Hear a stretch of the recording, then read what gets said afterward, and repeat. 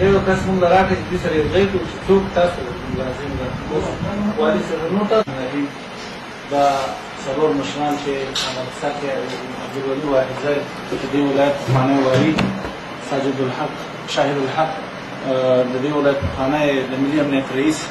او لطف الله کامران د دې ولایت پخوانی امني قمندان او حاجي صاحب عتیق الله عبدالرحیمزی دا د دې ولایتي شورا رئیس مشرانو په لزومدید باندې لږ وخت لپاره یو څو ورځې دوی ته کېدای شي هلته امنیتي مسایلو هر څه لزومدید چې د هغو دوی کې خیر و هغو فیصله کړې وه دا به دلته وي تاسو سره به مېلمانه وي موږ خپل کوشش کړی دوی د مېلمه په حیث وساتو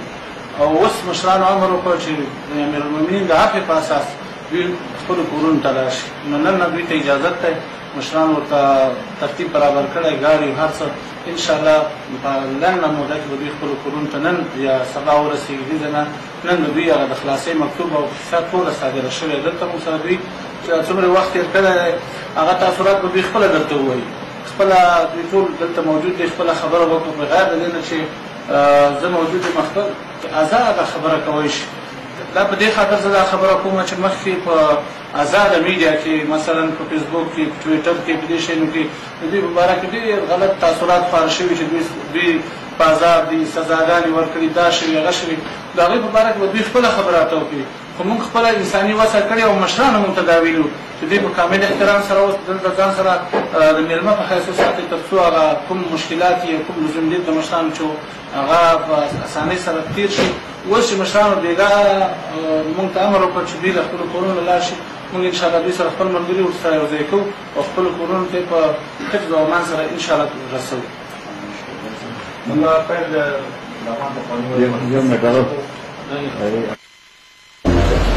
بسم الله الرحمن الرحیم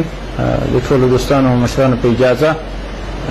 اول خو باید مننه وکړم د اسلامي امارت د مشرانو څخه له مشرتابه شورا څخه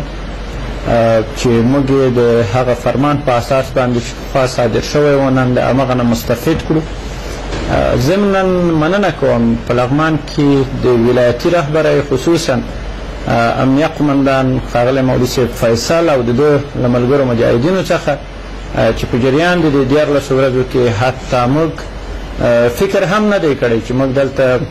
ساتل کېږو بلکې داسې فکر مو کولو چې موږ په خپل کور کې یو په خپل ځای کې یو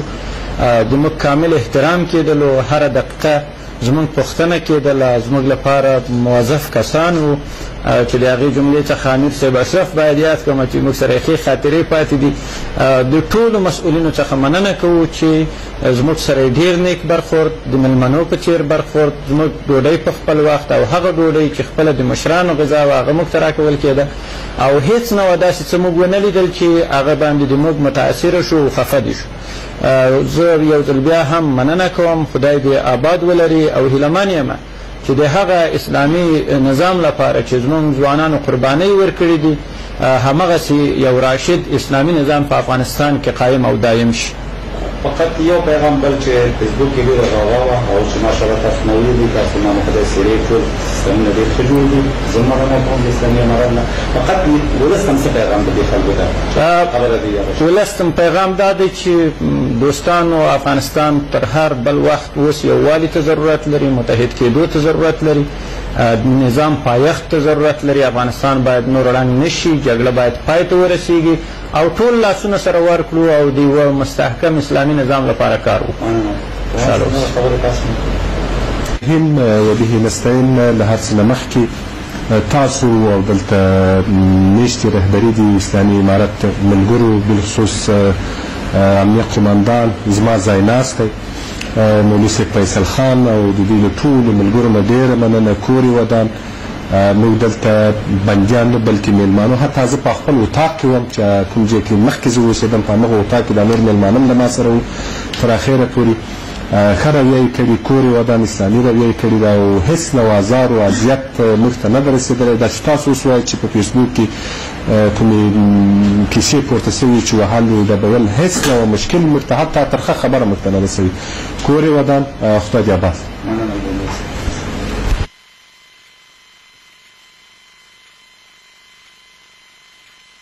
بسم الله الرحمن الرحیم. زم په خپل وار سره د اسلامي امارت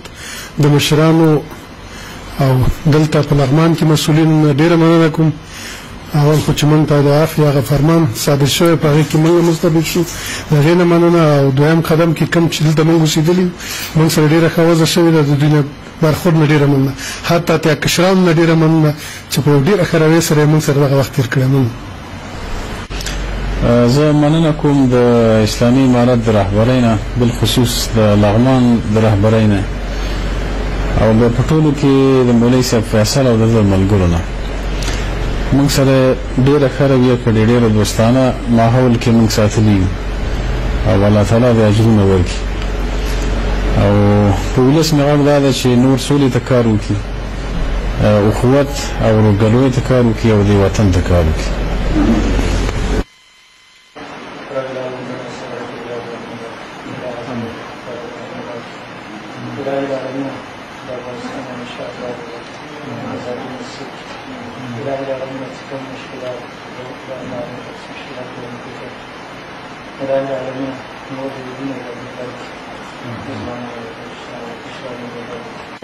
مشكلات ومصيبات المسلمين في